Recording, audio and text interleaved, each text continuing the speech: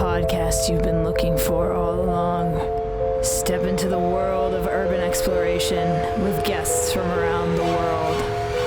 Welcome to No Tracers. Welcome back to No Tracers. How's it going? I hope you're doing well. So, this week on the podcast, I am speaking with Ahsulak, who actually reached out to me on Instagram to let me know that he enjoyed the podcast. And I was like, hey, do you want to be on an episode of the podcast? And he said yes. So here we are, making podcasts together.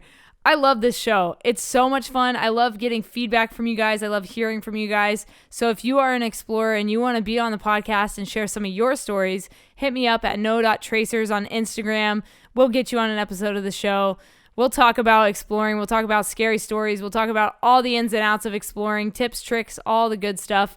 And we'll just have a good time talking about something we have in common. And if you guys do like this show, if you like this episode at any point in time, please leave a rating and feedback. It helps the podcast grow. It helps more people find us.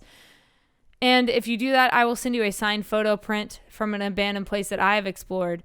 All you got to do is take a screenshot of your feedback and send it to me at no.tracers on Instagram. If you guys are interested in picking up a copy of my photography book, No Tracers, an Urban Explorer's Diary, or reading my blog, you guys can go to notracers.com. All the good stuff is over there. Thank you guys for listening. And a huge thank you to our partner, Liquid Death Water. If you've never heard of Liquid Death Water, don't worry. I've got an ad coming for you in 3, 2, 1. From the streams of the Austrian Alps comes a new kind of water. A water that is sure to raise you from your grave. If you're tired of buying cases of plastic water bottles that contain carcinogens and God knows what else, or if you're trying to lower your waste footprint, Liquid Death comes in beautifully rugged aluminum cans. Murder your thirst with a can of Liquid Death.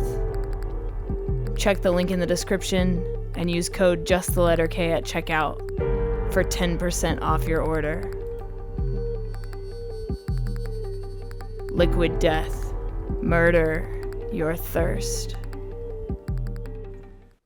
So if you want a discount on Liquid Death Water, use code JustTheLetterK at checkout or click the link in the description. It will take you straight to the affiliate site where you guys will automatically get that discount implemented.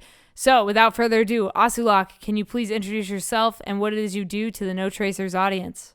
Yeah, I'm Ahsulak. I do abandoned photography in abandoned schools, factories, hospitals. I've been doing it for a long time, since like 2004. I kind of incorporated a lot of the history with a lot of my videos, but I kind of slowed down on that because I didn't want to give away too many of the locations. My wife does a lot of art photography, but she only goes when it's not too sketchy.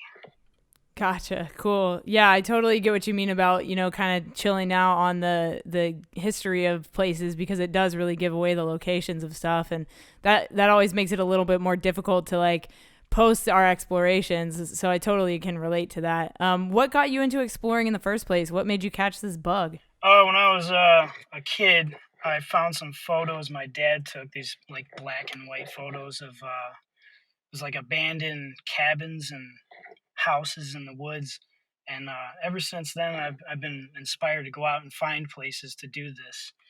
And later on, when I was a teenager, we found an abandoned asylum up in Ypsilanti, Michigan. It's long gone now, but yeah, we went in there, and for like 2 days straight we were in there taking photos and filming stuff, and we ended up like seeing some of these people pulled up, and they snuck in, and we ran down and scared them pretty bad, and they ran back out. And as soon as we went outside, we were swarmed by security, and they ended up taking all of our equipment and telling us to get out of there. And then we never seen any of our stuff again. But ever since all that, I've just been hooked on exploring. Damn, even though you had like a, run-in with security and they took all your gear, you still fell in love with this. I think that's amazing. Like a lot of people, they get their gear taken and they're like fuck this, I'm never doing this again. But I love that you were like, nah, we're going to keep going. Yeah, you should learn from your experiences, I guess. And then did the photography come into play like at the very beginning? Were you always like taking photos and stuff? I mean, it sounds like you were. Oh yeah, like way before that place, I would any abandoned place I found, I would take pictures of the outside or sometimes sneak in a little bit.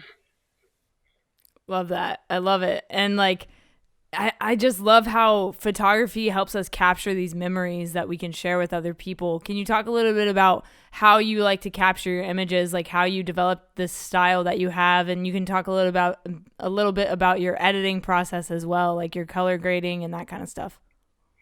Yeah, I kind of just like I try to, if I've been in a place enough, I try to find like the darkest, creepiest spot and try to capture that, and then hopefully not do too much editing, but I'll run it through some grainy stuff and make it kind of darker and scarier, you know. I love it. Yeah. And I love that, these places are already dark and spooky. And so just the way we capture them, like you don't need to necessarily over edit your photos. There are some photographers that do urban exploration that over edit their photos like crazy. And it's like, you don't need to do that, just let it be how it is. Oh yeah. Yeah. And then can you talk about the gear you use as far as like camera gear goes, or maybe you have a pair of boots that you like to wear, or backpack, stuff like that? What's your gear list? I don't have anything too fancy. I use like I think a Nikon D5600. I got a pretty cool spherical lens I like to use every now and then. It's a little difficult to like whip it out and try to get it all manually set up to do it, but if I need that shot, I like to use that. I use a GoPro 8, and for a lot of the YouTube stuff, um, I got a nice light panel I like to take if I'm going down in like some scary basement or something. That has like a dimmer switch on it, because sometimes when you're filming, the lights can be way too bright and you can't see things. Um, I like to use like military grade flashlights with like a zoom on it. I use a T6 300 lumen flashlight with like a zoom, and I like to take rope and stuff too, because I've had a few situations where I've almost fell through floors and been in flooded basements. So I always figure if I have people with me and I have a rope, maybe I have some kind of fighting chance to get out of there. Um, I always like to wear some good work boots in there, something steel toe, and some nice heavy pants, like some Wrangler pants, because I find myself crawling through glass and uh, razor wire, barbed wire, whatever, all the time. So, but I don't like to take too much expensive gear in there, considering I've had it all taken from me and never seen again. So. Yeah, I feel you. And let's talk a little bit more about your YouTube stuff. So you've got a video of the Abandoned American Motors Corporation that has like over 100,000 views. Can you tell me about that exploration and why that video you think did so well? Oh, it's got to be really, it's because Detroit has like a rich culture with the automotive industry. And when that place closed down, a lot of people lost their jobs. And I get a lot of comments from people who worked there or owned a car from, one of those cars that they made there. And there's a lot of people reflect back on that video and can remember things. The locals can remember things of that place. And it's quite a long video. We explored for like 8 hours, and we tried to capture everything we saw laying around. If it was like equipment or like documents and blueprints of cars and stuff. So I think people really, that's why they enjoyed it, maybe. Yeah, you brought a lot of that history to light in that video, like with the documents and things like that. I love finding documents in abandoned places. It really like brings you back to like, the history of the place and where they came from. Like, for example, I just got back from Denver a little while ago, and we were in this abandoned strip club, and they had like calendars from 2016 still up, and they had like paperwork and like all kinds of stuff. And it's always crazy to see what people leave behind. Can you talk a little bit about that? Like, for example, I mean, why do you think people just leave these places? a lot of them get booted out of there, and they don't have time to haul a lot of the stuff out. So whatever like the people who vandalize don't get a hold of, I think just gets left behind. You know. Yep. Absolutely. And then tell me about some of the other places around Detroit you've explored. There's, the Detroit Hospital, the zoo. Tell me about some of the other places in Detroit that you've explored. Schools. I think. We've done houses, schools, uh, other automotive places. Everything in Detroit's getting pretty rough right now. It's pretty banged up. There's not a lot to see in the buildings too much anymore. But yeah, I've done a lot of that Detroit stuff. I'm kind of trying to expand my way out right now and find other things outside of Michigan to explore now. Yeah, it's always good to get out of the like state that you're in. I'm in California and I've explored not everything in California because there's new stuff popping up all the time, especially now during the pandemic with all these businesses shutting down. But it's nice to get out and go explore and see what else is out there, And can you tell me about your scariest exploration? Man, all of them. A lot of them have been kind of scary, especially when I go alone. Things tend to happen more. But I don't know. I just a light one that wasn't too bad was my last weekend. I went and did an overnight camp at an abandoned cement factory alone. I went on like a fishing trip, so I fished all day, and I waited for the teenagers to sneak back out of that place, and I went back in there and stayed the night. I kind of walked around at night and filmed some of the eeriness of the place at night, and then cooked a meal and tried to sleep in a tent, but there was people sneaking in there all night, walking around my tent. It was creepy. But at the beginning of this pandemic, I thought it would be a good idea to try to get out, see how it was. And like the day of the lockdown, I went out, and early morning, I snuck into a abandoned psychiatric hospital nearby, and it was being tore down at the time, but there was no work being done. So I went out at like early morning. I snuck in, and I was in there filming and taking photos for probably a good 20 minutes. And I hear this car doors slam, two car doors slam shut, and I was like, oh, great, here we go. So I immediately rushed upstairs for some reason instead of out the door. But I hid in a room, and I heard two individuals like enter the building from two different angles. Like one came in the front, one came in the side, and I could hear them coming right up to where I was. So I started panicking. My heart was beating so hard. It was like it jumped right out of my body and said, "Peace, bro. I'm out of here." And yeah, I packed my gear up. I was ready to run. Luckily there was a broken window on this second floor, and then I heard a dog bark, and I said, "Oh, this is for real then, huh?" So I looked down. I threw my bag out the window, and there was a tree probably about 7 or 8 feet away from me. I dove into the tree face first and worked my way down real fast. I don't even remember hitting the ground, and I ended up beelining it to the tree line and took off from there. I had to get down on the ground for a minute. I could hear the car moving around me, and I just tried to Google Map my way back to my car. I rushed my way back to the car, and I was all cut up, bleeding. So I can't imagine the people that were standing out around where I parked thought was going on. But that was probably my most intense solo explore this summer so far. Damn. Do you have a preference? Do you prefer to explore by yourself, or do you like have a preference of exploring with people? Like what do you prefer?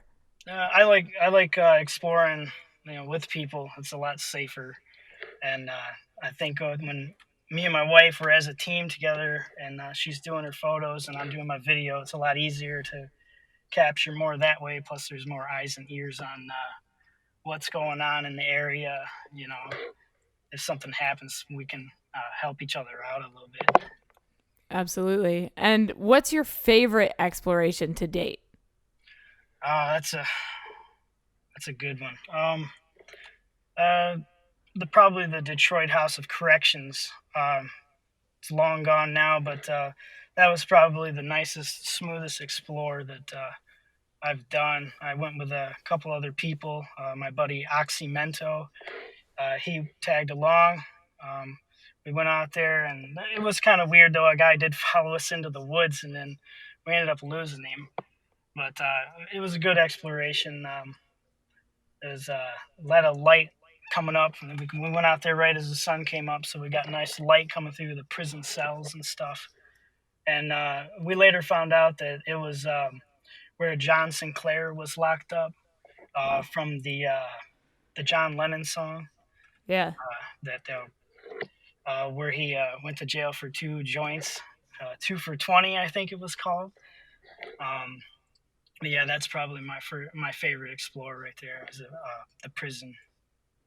And what about your favorite history of a place? Do you have a spot that you've explored that has like the, I don't know, the creepiest history or the darkest history or just your favorite history overall? Um, well, a good one that stands out was this place we call the Jeepers Creepers School. It was an old schoolhouse that was on an episode of Unsolved Mysteries uh, back in the '80s, and it inspired the movie Jeepers Creepers. The beginning scene where they're driving and they see a guy stuffing a bloody sheet into the ground or under something, and then he chases them down the road, and that's where that happened at. So that place was very exciting going there and seeing that place in person. And it was very creepy. Wow. Um, there's comments in the video. Somebody said they heard somebody as I was approaching the stairs to go down in there that said "don't" real loud, as in don't go down there. And I was alone for that one, and I don't remember anybody ever talking in that video, so that really creeped me out. Especially after the fact, you know, you like read a comment and you're like, oh, wait, what? It's like, Oh yeah, and I go back and I watch it sometimes, and I do hear it. So wow, that's nuts. That's nuts. But I love it. I love it, you know? So talk a little bit about social media and how that has become a part of like your journey as an urban explorer. Have you been able to like reach out to other explorers? Like just talk to me about your use of social media for urban exploring. I not too much. I kind of go solo most of the time, but it does let me have an outlet for my content because I don't know a lot of people that do this stuff. So I have somewhere to release my stuff and see other people's stuff and just enjoy other people's work. I really enjoy the YouTube a lot more. I got in contact with the unknown cameraman, and I think that's where a lot of my views come from. He shared a couple of my videos on his channel, and they kind of blew up from there. And yeah, it's been a wild ride ever since. That's awesome, man. And do you have any goal places that you haven't been yet that you're itching to go to? Probably the Detroit salt mines. I've always wanted to go check out. They're like under the city. They're like 1,000 feet under the city, and they're like 100 miles long. And they say that it's older than like cars that were built in our time. And they say they found like salt deposits from like the dinosaur period down there. And I would just love to go down there and kind of document that. That'd be pretty wild. I kind of think it'd be kind of cool to get a diving certificate and go diving and see like some old shipwrecks, something a little different, but that's a whole nother world on its own down there. Yeah, I know a couple people that do like underwater shipwreck photography, and it's like a completely different type of adventure. You know, it's like there's no trespassing signs, first of all, which is nice. You know, like Oh yeah, you can yeah. just go check out a ship which has been sunk. You know, it's like it's definitely different, and I'm in the same boat. I definitely want to get scuba certified so I can do that kind of stuff as well. I think that it would be very, very cool to go into that world and just try something a little bit different and something new. Oh yeah, definitely. It sounds like a whole world of its own, man. I can't wait to try it. Yeah. And if you could live in one place you've explored for 1 week, which place would it be? Oh, that's a hard one. Man, they've all been pretty rough just to be in for the times I've been in them. I don't know. I kind of like these abandoned ruins I found around here that I did my camping trip at. They were pretty cool. It was just overgrown buildings that you could probably just camp out in for weeks at a time if people left you alone and just live off the land out there. Wow. Yeah, that sounds incredible, man. And my last question for you is, what is something you know now that you wish you knew when you started exploring? Um, if you see security, just run. Don't stick around and talk to them. Just take off, man. And if you think you've set off a motion detector, get the hell out of there. Don't stick around and get those last few photos. Yep.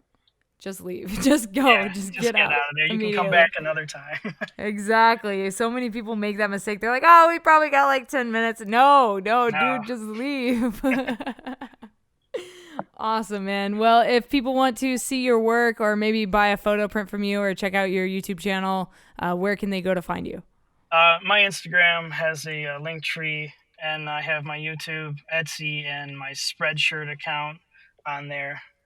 And it's going to be Ahsulak, Ahsulak, on Instagram and YouTube. All right, guys, that was my episode with Ahsulak. Thank you so much for coming on the No Tracers podcast and sharing some of your crazy stories with my audience. I had a blast talking to you. If you guys enjoyed this episode, please do me a huge favor and leave a rating and feedback for me. I would greatly appreciate it. It helps the podcast grow. It helps more people find us, and it helps give us some clout. Let's be real here. This is why we need ratings and feedback. But if you do leave a rating and feedback, send me a screenshot of it to @no.tracers on Instagram, and I will send you a signed photo print from an abandoned place that I've explored. And if you guys want to see more of my photography and hear more of my stories, you can go to notracers.com to read the blog, or you can pick up a copy of my book, No Tracers, an Urban Explorer's Diary, which is a photo book full of stories and photos from my adventures around America. You guys are the best. Thank you for sticking around and listening to this podcast. I love doing this podcast. It is one of my favorite outlets. And if you want to be on an episode of No Tracers, hit me up at no.tracers on Instagram. We'll get you on the podcast. Thank you guys for listening. I'll talk to you again next Friday right here on whatever streaming platform you're listening to this on. Thank you guys. My name is K, just the letter K. Stay strong, keep enduring, go out, go explore something, and remember, leave no trace.